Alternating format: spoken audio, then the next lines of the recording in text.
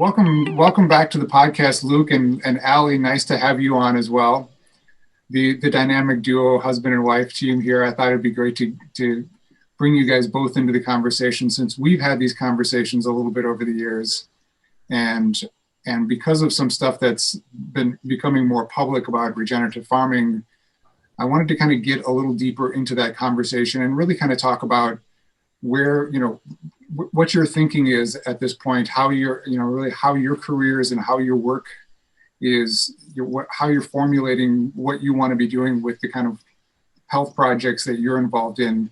And I got into watching this Netflix documentary, Kiss the Ground, and I totally remembered, conversations that we had, and I thought, this needs to kind of get pushed out there more. Maybe we can promote the film in that way, and maybe we can talk about some of that a little bit more. So for people who don't know much about regenerative farming,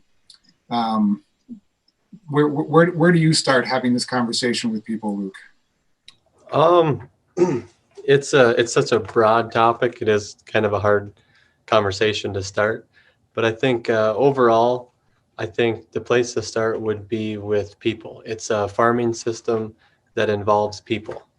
And that means eyes to acre ratios. So there's more farmers back on the land instead of less. And if we have more farmers on the land and not less of them, we will be able to do a better job of taking care of the land. Yeah.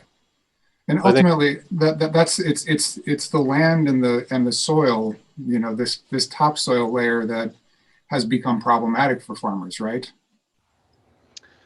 Yeah. As far as like the topsoil, the health of the soil itself.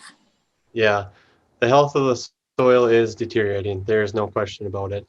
And the difference between sustainable farming and regenerative farming is that regenerative farming is regenerating the soil instead of just sustaining its current place. Gotcha. Okay. Yep. So since in the 3 years since we had our conversation for the podcast, you were just about to start getting animals, because that was kind of a crucial part, right, for what you needed to do. Yeah, livestock 3 years ago was kind of my missing piece. Okay. And we've started our own small grass-fed beef herd.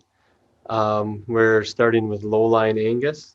They were bred in Australia over the last 60 years to finish well on forage. So like this line, they don't need to be fed grain in order to gain weight. Okay. So we'll be grazing our cover crops with them. And then we have permanent pasture that we'll be grazing. And we also are introducing pasture into our rotation. So we're actually becoming grass farmers in row crop country. So that'll be a new thing that we're going to start next summer. We'll be planting that grass following this year's small grain crop, and it'll come up after next winter, and we'll start our rotational grazing system. So what's the reason for the grass? So we can introduce more perennials. Okay. And the grass is just kind of, the perennial grass system. It kind of covers all 5 principles of soil health all in one shot. Gotcha. So, and if you think back to our natural ecosystem, I live in prairie country, so so we're kind of resorting back to how it just naturally would have been. Yeah. And as far as what needed to happen, if you're obviously looking at the land that you're using, what is it about that land that needed regenerating?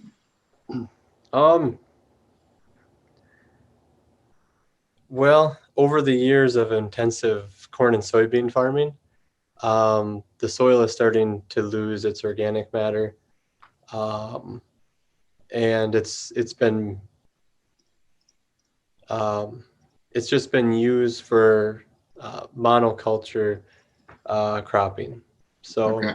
It's been one species each year, and for the sake of production. So get as many bushels off it as you can each year. And we're Okay. kind of moving away from that model and trying to, have more of a diverse crop rotation. Like this next year, we'll be planting up to 12 different crops, introducing cover crops. So we'll be planting cover crops after our annual crops. And we've eliminated fall tillage. And then we've introduced the livestock, and then we're going to be introducing more perennials like pasture and kernza. Okay. So. And the reason that this is one of the things that I was kind of picking up from watching this documentary is I didn't realize what happens with tillage, and it was interesting. I don't know how much you know about my field, but I do a lot of work with fascia. So Allie probably knows a little bit more about this, but fascia is like this sort of network of this connective tissue network that's innervated, but it kind of like holds together the whole structure. And as I'm watching this documentary, they're talking about the glomalin. Yep. And about this sort of network that's, I don't know how, maybe 10, 12 inches or something below the top of the soil, right? Yep. That is basically sort of creating this same kind of network for moisture and fluid to kind of, rainwater to kind of move through. It's a place that traps the carbon, right? And that's kind of what creates the growth, right? And so they're talking about the tilling. All of a sudden, I'm thinking about the same kinds of things that we do to our bodies, just from that surface that cause some of the same problems. So do you guys think it's sort of similar to that in some ways? Absolutely. I think like the mycorrhizal fungi and the whole network that exists below the soil that we can't really see, with the naked eye, that just promotes all of the life under the soil. It definitely correlates with the fascia system in the human body. I just think that that's a really great analogy and comparison. I had not thought of that, but that's awesome. Yeah, and I mean, I feel like it's also sort of like the gut in some ways, because you have all these microbes that are sort of, that have this place, and it's really those microbes that go into the food that go into our gut, So I just kept seeing all these correlations. Exactly. I thought that was the correlation that I had made too, was just how like the microbes in the soil, they take care of breaking down all of the plant matter. And, if there is livestock on the land, they break down all of the manure, all of the dead growth, and break it down into nutrients in the soil.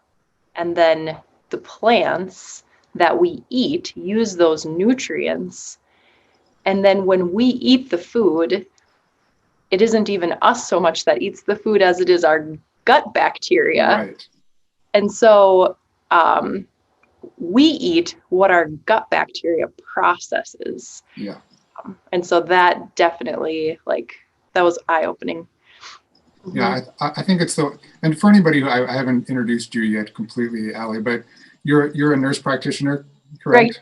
Yes. And how long have you been doing this? My trajectory, I've been a nurse practitioner since 2016, a nurse since 2011. Yeah.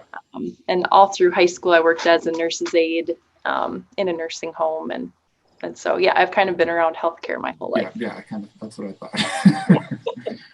So was there kind of, from that perspective, I guess, in terms of regenerative farming, I couldn't help but sort of see the correlation from the last time that we talked. I couldn't get out of my head about how, basically if we get into like the soil science and what needs to be in that soil in terms of the chemical composition, in terms of the fungi and the bacteria, those are all the things that are basically keeping us well too.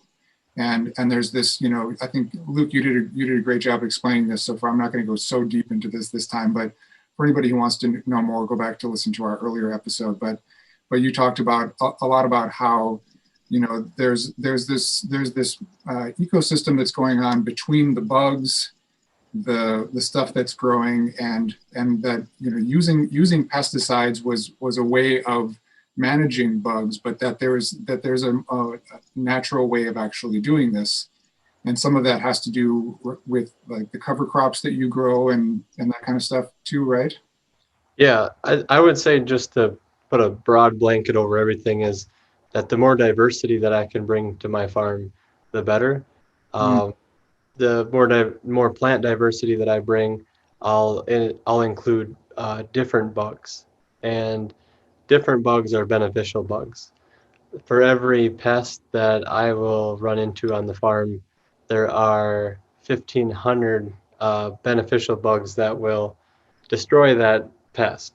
So instead of spraying a pesticide to eliminate my pest issue, what I'll do is I'll just plant the right crops that'll bring in the right insects to kind of take care of that for me. So, Yeah. yeah. And I thought it was interesting in the documentary they talked about sort of what happened in agriculture post World War II, and how they turned bugs into the enemy, the war on bugs as they call it. that there was this feeling that if they could destroy all the bugs, they could speed up production or increase crop or whatever it is that they're trying to do. But as we're learning, basically that has backfired on us, and yet there's still a mechanism in place. And I know this is a bit of a dangerous topic, but it basically where the funding is coming from for the farmers is from subsidy at this point. And is that really what's kind of holding back, do you think, the push towards more regenerative work with the the soil? I think I would, in my opinion, I think the subsidies are one of the biggest challenges that farmers face. Okay. Because they're given out to everybody, and if you don't take them, your neighbor will, and he'll outcompete you Yeah. for the next farm that comes up for sale or the next farm that comes up for rent. So if you don't take them, you pretty much just aren't competitive anymore as far as getting access to land.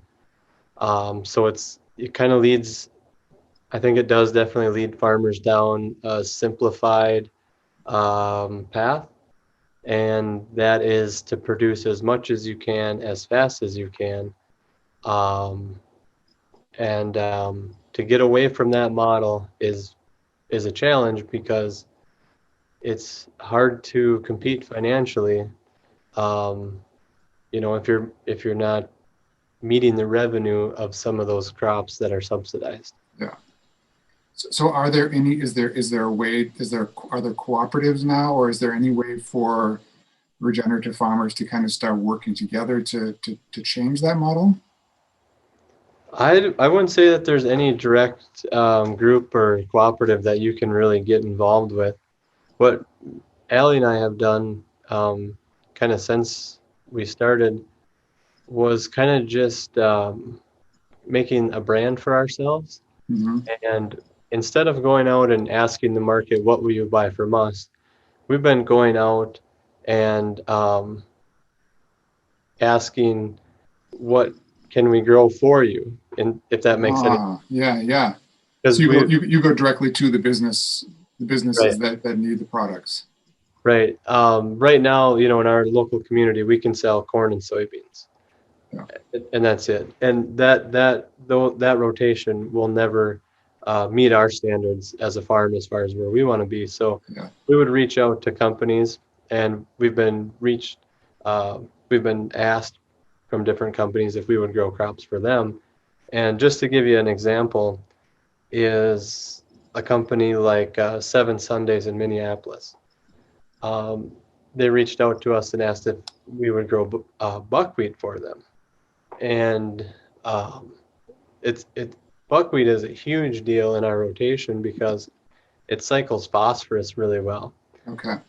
And like the less dependent we can be on outside sources of fertility, the better off that we're going to be. Okay. And it also, is another home for all these beneficial bugs. Once I bring in a plant like that flowers, it just teems with insects. Like the field is literally buzzing. It is alive and vibrant. But it's what I've noticed with crops like alfalfa and the clovers and the buckwheats is that once I bring in those bugs, the whole chain like comes alive, and it goes from the little bugs up to the pollinators, and then the dragonflies, and then the birds are chasing the dragonflies Yeah, around the yeah. field.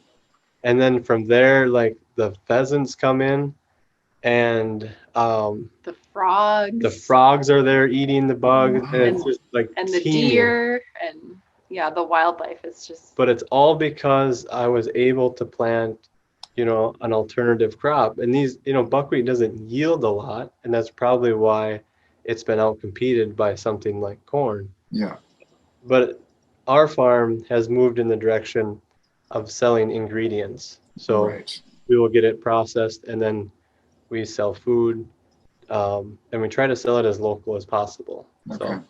But So and when it comes to buckwheat, like it's not only so beneficial for like our farm, but for people, that really can't tolerate gluten very well. Buckwheat is Yeah. such a nice alternative Yeah.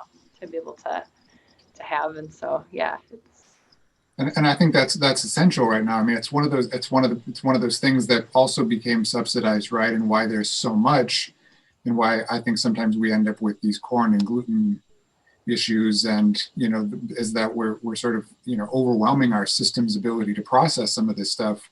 We should be eating more diversely as well, right? yeah, and if I can diversify my farm, I can help diversify everybody's diet. Yeah. And it's such a complex issue. But what I need is a market. Yeah. Which, So how is like let's take this buckwheat example. So how lucrative is that in comparison to if you were doing soybeans and corn? it doesn't bring the revenue of corn and soybeans. Okay. But I look at it from the through the lens of the non-cash benefits that I'm receiving from growing buckwheat. Okay. And what I kind of meant by the phosphorus is, that cycles phosphorus really well through my soil and makes it available for the next crop. So I can buy less phosphorus the next year for the next crop. So that fertilizer cost is brought down. Right. Okay. So it's the non-cash benefits, and it's the tilth of the soil. After planting buckwheat, the tilth of the soil is incredible. And then that makes it easier for me when I do my weed management. The soil flows nicely over my shovels, and I can cover up the weeds within the row for like my bean crop. Okay. So it's just so many different things. And then like bringing in those insects, I'll have less of an aphid issue in that bean crop the next year. Gotcha. So, and another nice thing about buckwheat is that you can follow it with like a cover crop, or even like a winter wheat that or kerns that could be planted after buckwheat, so that because buckwheat is harvested, I think this last year it was like mid-August.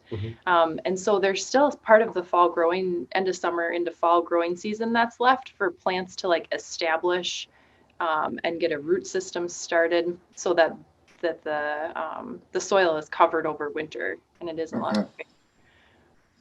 So it gives you so you can actually add another season of something by planting that way, right? Yep. Which adds to the diversity. So yeah. Yep. And buckwheat is just one example. Each crop has its place in the rotation, and they each do something for the crop that follows it. Okay.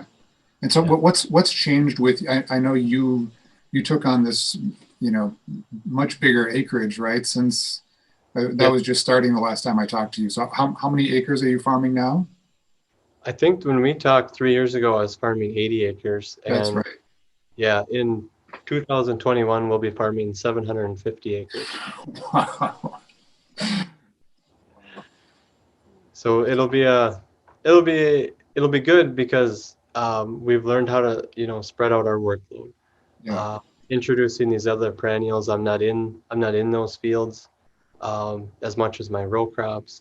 Okay.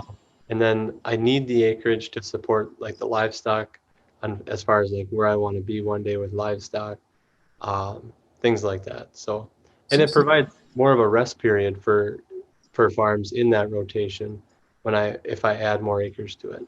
Okay. And what would be the ideal, number of livestock then to have on hand for that amount of acres? It would take a lot. Like plants feed the soil on their own with the rotation, kind of like with the buckwheat, like we talked, or like peas would contribute and add nitrogen. Yeah. And you can do it with plants. And I am still sourcing fertility from off the farm to replace the grain that I'm selling, but it would take a considerable amount of livestock, and that's just going to take us time. And once again, it's going to take a market. Like currently, livestock they're not profitable on a small scale. Yeah. Just because of the infrastructure that it takes. It takes fencing, water lines, waters. Like the infrastructure just kind of really outweighs what you can profitably make on livestock. And that's kind of why it's everything's being pushed into the confinement model, is you can put a lot of animals in a small space. Right. And that's where profitability lies. Is in numbers. In the numbers, yeah. In the numbers and how much time that you spend managing right those animals. Yeah. And in our system, we want to move the cattle each day, and we want to graze them on our crop ground and things like that, which takes a lot of time. Yeah.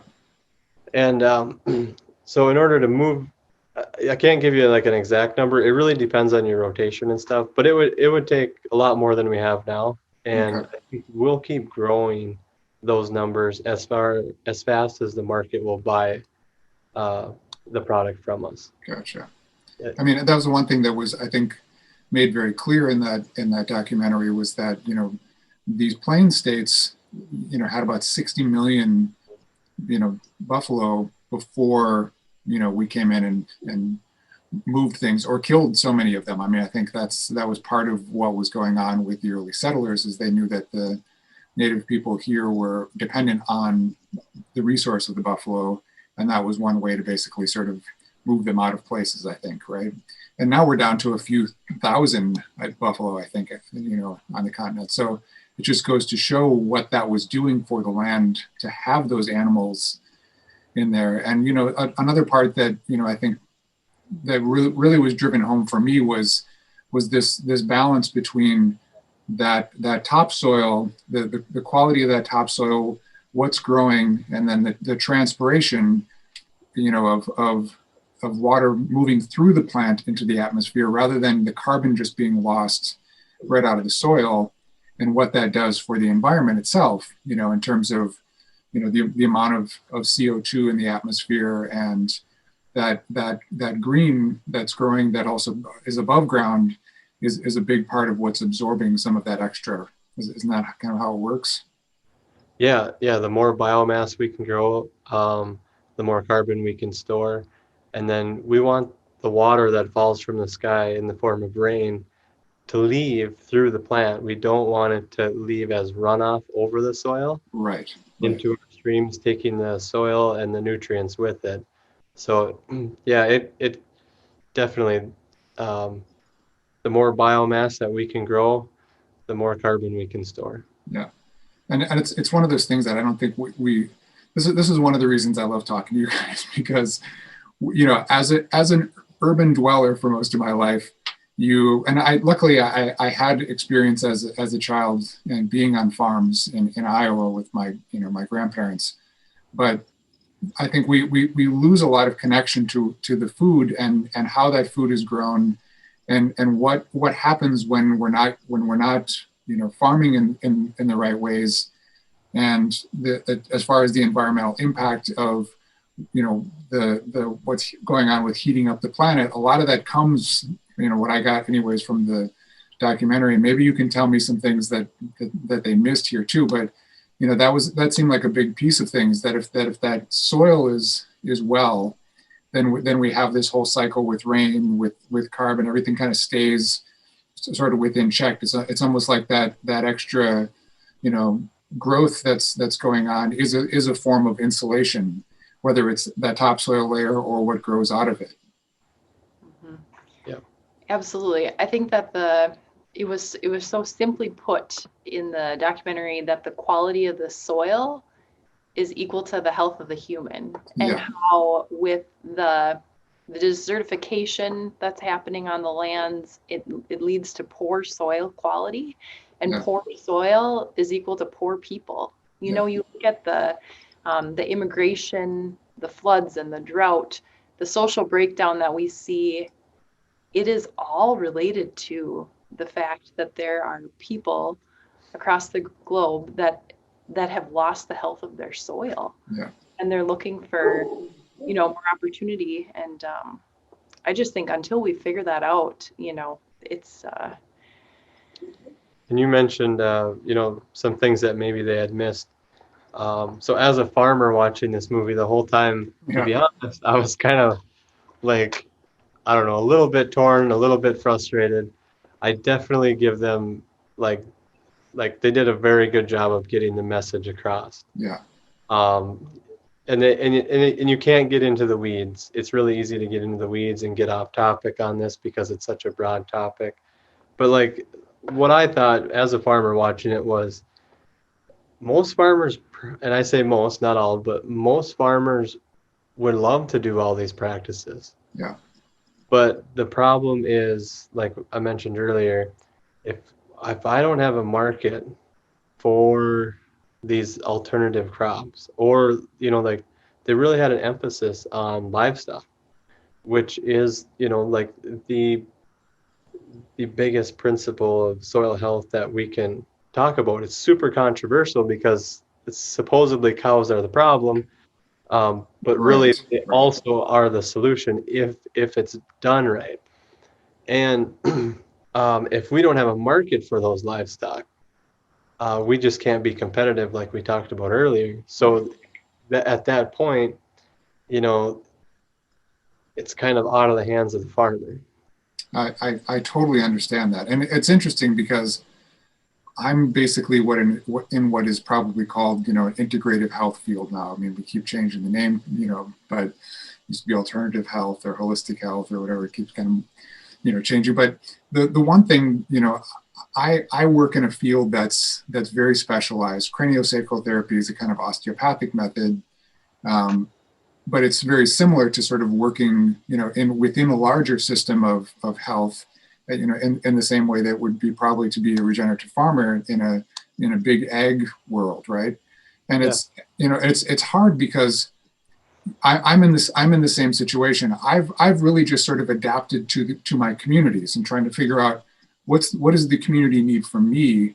My education has sort of grown based on the needs of the communities that I've been in. So, you know, when I was in New York, when I first got there, I was working with a lot of people with sort of chronic back pain and doing some work in athletics and sports performance stuff too. But then as I moved into another community, there was a big need for work with babies, new mothers, new families. And so my whole practice kind of shifted a little bit more. And since I've been in Minneapolis, I've been more connected with a few different fields. One is dentistry, and another is working with people with toxicity issues, with trauma, and autistic children, and people who have been, you know, struggling with issues from Lyme. And you know, the interesting thing about each of these, you know, little subdivisions is that I'm not able to coordinate as well as I'd like to with the bigger systems because there's no method for us to sort of, you know, grow these things together. So it's just so much extra time on my part a lot of times, conversations with people, trying to develop these relationships, lots of meetings that I don't get paid for, but that's the only way that I feel like the right quality of care can happen. Yeah. So in a sense, you're marketing, or you're finding markets, but you have to build them.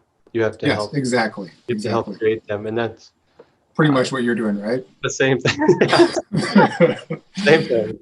Yeah. And the one thing that I'm finding for myself in this is that I think I'm getting, more and more of an instinct for other people who even, different doctors who have basically kind of said, I'm going to slip out of whatever my traditional hat was, because I'm a pediatrician, but I'm really interested in functional medicine and more, nutraceutical type, care, because the drugs weren't working for these conditions that I was working on anyway. So I'm going to become more specialized in direction. But then, they basically have to do what I'm doing too. And then we fall outside of the insurance system, which then limits where, how we can provide that care too. Well, with farming, so like some crops that I grow, I can't buy crop insurance on. Yeah. Like the Kernza is just an example. It's so new, the benefits are insane. That Wow. as far as building soil, it's a perennial. But as far as buying crop insurance for, I'm not able to even buy crop insurance for it. So I plant these crops without any insurance behind me, and then planting these crops without a market yet, because unless I have something to bring to market, nobody can use it yet. Yeah. So you're really just planting these things and hoping that somebody out there somewhere will kind of jump on board with you and keep the process going forward. But yeah. Are there any new markets happening within agriculture besides like soybeans, corn, and hay, which are like all basically used to feed, cattle for the most part, right? Right. Yeah. Alternative markets like Kernza is a big one that I think is going to be commercialized on a national level. Okay. What is Kernza used for? Yeah, right now it's, I think a big market is going to be for local breweries.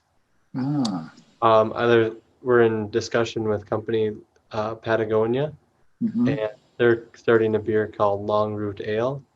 They'll be using it in a Kernza granola bar eventually, and there's a cracker company that's using it. It makes really good pancakes, and then adding that perennial and a different crop adds diversity, and then just all around it just helps everything that we're doing. But yeah, anyway. Okay. But Patagonia, you mean the clothing company Patagonia, or? Yeah, their food line is Patagonia Provisions. Okay. And they're starting to make, and one of the labels that they're starting to work on is ROC label. So it's Regenerative Organic Certified. And that's a certification that me and Allie are working on the farm too. So it's just, there's just more standards, and you have to look at all aspects of your farm, social, economically, and environmentally. Yeah. So, yeah. More transparency. Or we should, anyways. We should all be doing this. Yeah. So Allie, you're sort of between these fields. Then you're so involved in both of these. I'm sure that there's got to be something there's got to be some kind of thread here that's starting to kind of grow for you in terms of how you're thinking about helping people improve their health then too, I'm sure. Yeah, I mean, I think just as we had said before, I think that the health of the soil is just so directly correlated with the health of the people. And we talked about the gut microbiome, but even in terms of just like the community, and the opportunity for people, and with or without opportunity for people comes mental health, it comes social connection, education, and it's all definitely combined when you look at the big picture. Absolutely. That's kind of what I've been exploring with the podcast. I mean, in a nutshell, you just basically said it, because like I can't think, with our environment not being in a good place, we're not going to get the right kind of nutrient in the food. We're going to, that means the community that this is, nearest to is also going to struggle. And you see, I mean, just from now working in different communities, through my career, you see the impacts of these kinds of things, with the people too. Mm-hmm. And so I can't help but feel like, people need to be educated a little bit more. And is that something that do you talk about any of the food related things with your patients? I do. Yeah, I definitely do.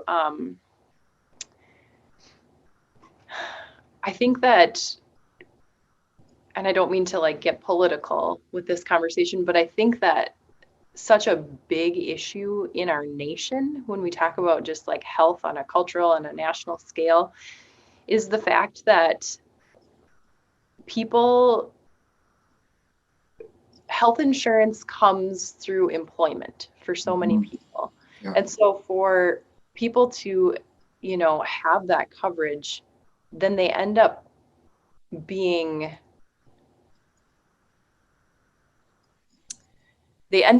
so controlled in a sense by their employer, like their ability to have the time and the freedom to source local food, let alone grow their own food, or be able to find access to healthy food. I just think that like it's all related, and if we put everybody somehow on the same playing field, that everybody got the same quality of healthcare no matter who they were in this country, that we would just open up the floodgates for possibilities in terms of people to eat better and to have time to exercise and connect with their families. Yeah. And for there to be entrepreneurship and small businesses and creativity and culture back again. I think that is, if there's one thing, I just think that like our healthcare system right now, in the way, like you said, insurance works and how it isn't favorable for some of our integrative approaches. Yeah. So many times get to the root cause of the problem when we talk about diet and we talk about movement and some of these things, as opposed to so much of what I see on my side of the fence as a nurse practitioner in a rural health clinic, which is just like a lot of prescription medicine, And I think that that's part of what led me to back to school for nurse midwifery. I hope to be done in about a year with my program. And as a nurse practitioner and a nurse midwife, I just like, I'm looking forward to really trying to make an impact, like at the very beginning, for young families, like preconception counseling on nutrition and, the prenatal work that we can do, lactation and breastfeeding counseling, and just helping families to get a good start right from the beginning is just like my dream job. So I'm so excited for you. I mean, I've been around it now for about 15 years, and I've been involved in some of the sort of workshops around education, understanding how to build a sort of support system around yourself, why breastfeeding is important, what you can do to make it a positive experience and that kind of thing. And I feel the same way. It's crucial if we and I also think that it's a lot of times where you can really make impact even for the parents at that point, because I find a lot of parents, they may have been sort of more active and healthy when they were younger, then they got a little deeper into their careers and they got married, and the overwhelm starts to kind of kick in, and to have somebody right there at that moment to be your sort of support system and help keep you sort of checked in and on track. And this is where I think the integrative approach would be so nice, is that and I build these bridges a lot of times just because I know that I can educate people, but I also try to like help them understand who the other people in the community are that they could also sort of have on their side, and then I just feel like I'm making an impact on the entire ecosystem of the family too. Absolutely. Yeah. Mm-hmm. So what do you have any idea about what you're going to do with this new, what your new balance will look like between being with being a midwife and doing nurse practitioner? Yeah, I mean, I love my patients so much that I take care of right now. And so I'm not going anywhere for them. I mean, I'm still going to be here, but I think that, as I continue I think that my focus might just shift a little bit, in terms of being a midwife. It might focus a little bit more on women's healthcare. And with that nurse practitioner background, family nurse practitioner background, I'm going to be able to, just take care of the whole family, which I think is so rewarding, Yeah. Yeah. Mm-hmm. Do you have any thoughts about what could potentially change in our systems, or do you see anything sort of, just down the road a little bit that might help the impact of, people being able to have more access to some other integrative approaches, or to be able to be better educated through a relationship with someone in a health system, insurance-based system? I think that it's going to take work on a policy level, Jeremy. I think so too. I think that you and I, we definitely are like-minded in that we bring that holistic approach to our practices, and we try to surround our patient with everybody on the team that we feel like would, benefit the patient. But at the end of the day, if you have a high deductible insurance plan and you just can't afford the physical therapy, or the chiropractic treatment or whatever, it's a barrier. So many times. And I feel like in primary care, especially, I tell people I'm the jack of all trades and the master of none, or I know a little bit about everything. And so I feel like I can do a decent, surface level job addressing the big picture.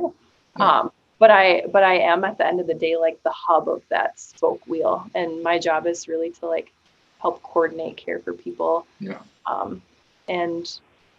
And try to just, empower people, with that education to make good choices. And, but yes, back to your original question, I do think that at the end of the day, like I said, I hope that we can come to a place where, as a nation, we recognize that healthcare needs to be a human right for all people. Yeah. So this is just coming up as I'm hearing you talk, but, I've been thinking a lot more about, having done the podcast for the last 4 years. One of my reasons for starting it was really to sort of improve access to resource for, people who are actually, at first I thought I was sort of appealing more to health practitioners. And then I started realizing that there were a lot more people who were not health practitioners listening to the podcast, and that this wasn't over people's heads. And I tried to keep it, the language as simple as possible, because honestly, even between, health fields, we don't have a very good way of common language, really, sometimes, of being able to communicate with each other.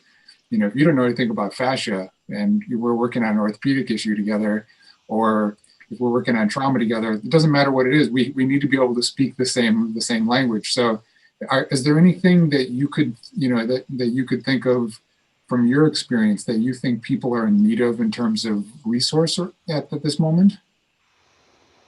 Yeah, I think it's the food, Jeremy. I think that is where it starts. It's just, to be able to source good food.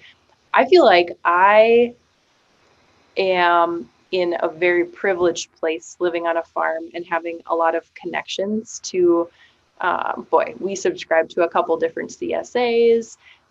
We source our fish from, this very ethically fished, sustainable fishing company. It's called Sitka Salmon Shares.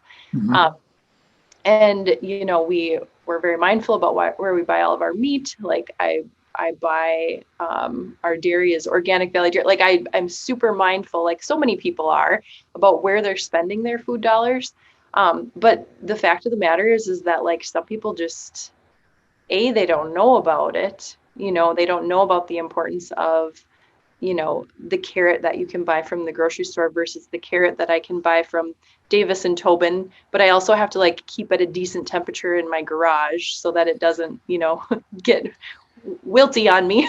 Right. All that it takes a lot of time and effort to not only obtain healthy food, but then to cook healthy food.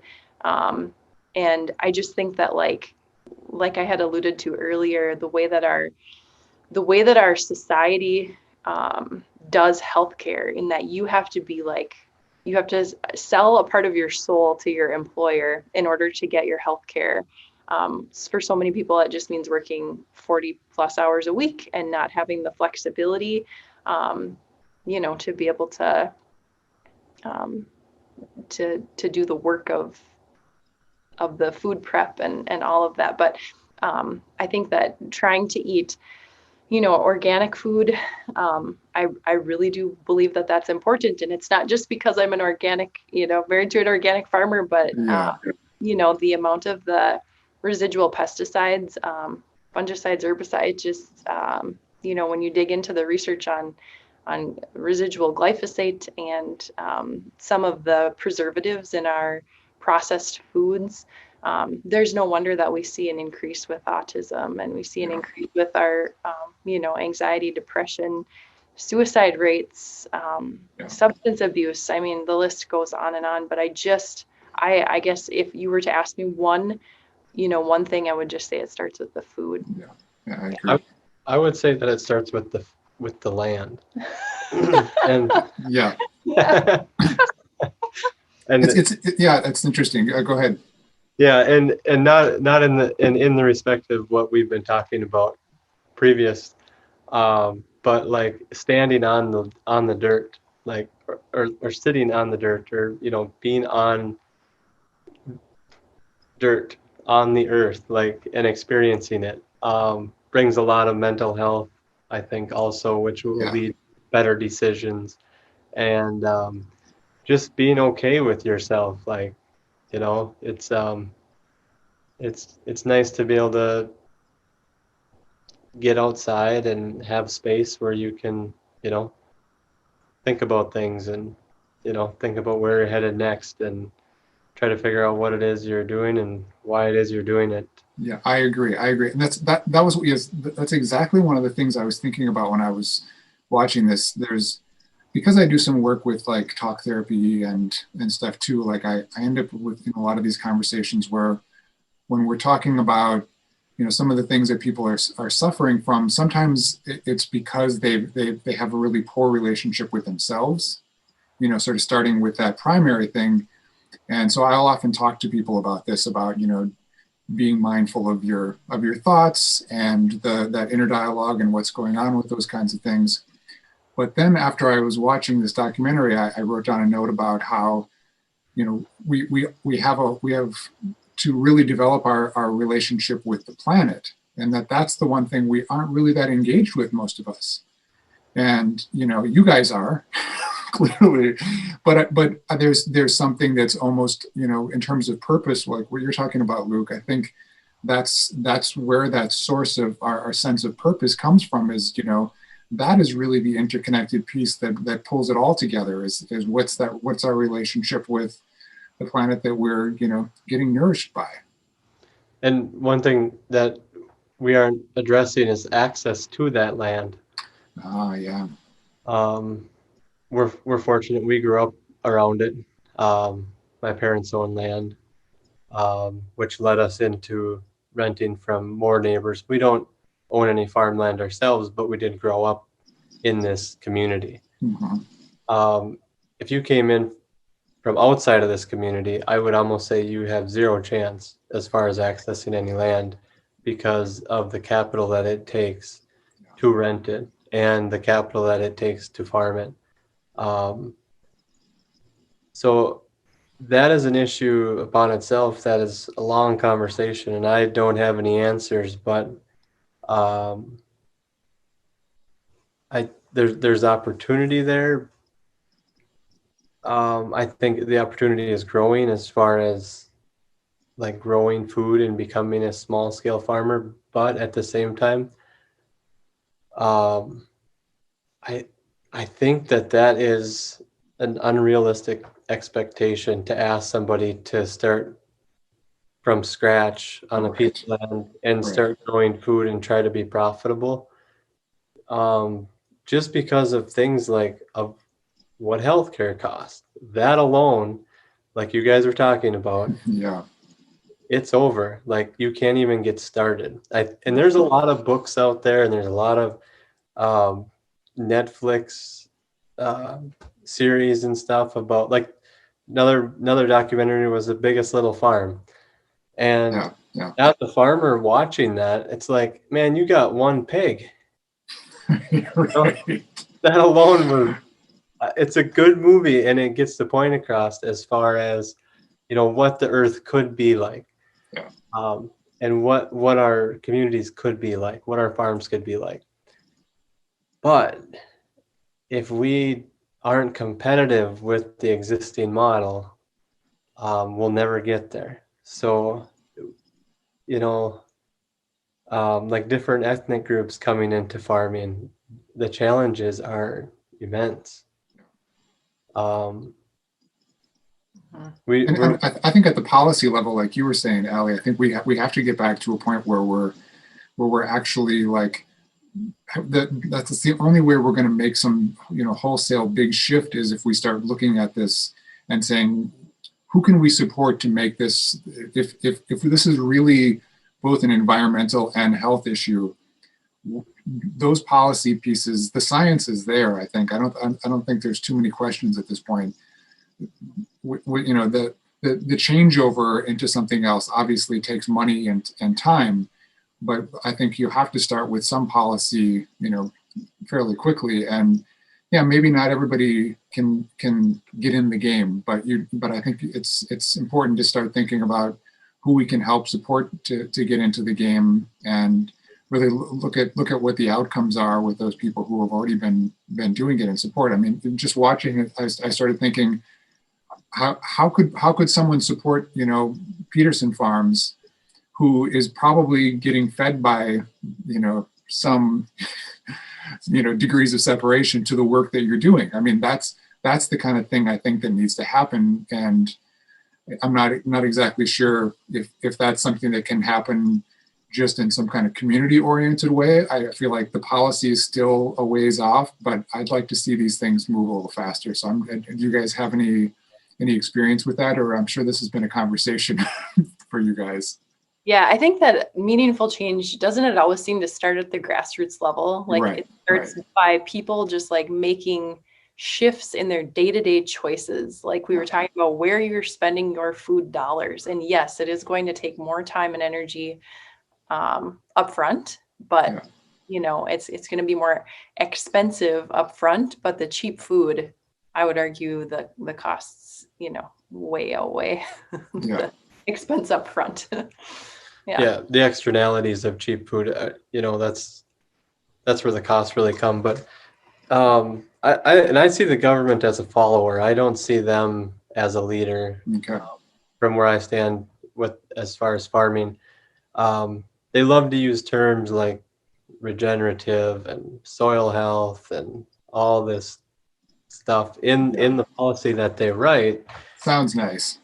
Sounds so nice, but when you go in, and it's just that what they're trying to do is solve a problem on a national level, and every farm is very different from one another. I can have one farm that is 100 yards from the other one. It can be one fence line away, and it should be farmed completely different. So we have the same policy that is stretched over the entire country, where you have rangeland that should be grazed that is now being plowed up to plant corn because of the subsidies that go along with planting corn. So it is throwing everything off in every which way possible. And then like the grassroots level, if you look at a business like Bakersfield Flour and Bread, or the food building in Northeast Minneapolis, what they're doing there is grassroots. I mean, they put a mill in a warehouse, and we started delivering wheat to them, and they started milling it, and then they started making bread with it and selling loaves of bread one at a time. Like, that is as grassroots as you get, where you carry a bucket of wheat up in a mill, watch it mill, and then turn it into a loaf of bread. Meanwhile, General Mills is running millions of pounds of flour a day. Right? So it's like, that is such a good example, I feel like, as far as how business can kind of change things for people that want change. Yeah. If you want that change, that's probably a good place to go spend your food dollars. Gotcha. And like if and that's just one of the places, just an example, right? Yeah. And like that creates real change because that allows me to plant small grains, and I'm one of the only farmers that has small grains in my rotation because of a business like that. Yeah. And that adds to the diversity. And and we're a small farm. They're a small mill, but that's the point, is to have a lot of small farms and a lot of small businesses. Right. Exactly. That's what I'm thinking. And as part of the reason why I want to make sure that you guys stay part of this conversation, because I see all the work you guys are doing, and I think it's important. One of the things I've really wanted to start pushing more into with the podcast is who these communities of people are. I want to make sure that people see what the kind of work that you're doing. You guys also, I love the fact that you're doing these Instagram posts and these live videos of you guys out in the field. So it just like warms my heart just to look on there and also see your kids kind of riding around with you and doing all these things too. But I think what you were saying earlier, Luke, I think there's something about just being on the land and developing a relationship with it, as you're talking about. And one of the things I've been doing through the pandemic is going on hikes on Saturdays with some friends. So those, one of the more safe ways we can hang out right now and just being outside. And I haven't spent this much time, which is like, it's crazy that this is something I haven't taken advantage of. But the Minneapolis-St. Paul area is just all lakes and rivers and park systems. There's so much of it, and we've gotten to see so many different places. And just to be out in it for maybe an hour and a half, 2 hours on the weekend, just really immersed in it, I feel like it's been a huge mental health thing for me. Yeah, for sure. So, good. Well, cool. Well, you guys, I appreciate you taking the time to do this. I know you guys are quite busy, and I'll make sure that people have links to all your stuff, and stay in touch and keep up with us. Let us know what's happening. Cool. Yeah. Thank you for having us on. The pleasure has been ours, Jamie. Absolutely. Right. Yeah. Thanks, you guys. Take care.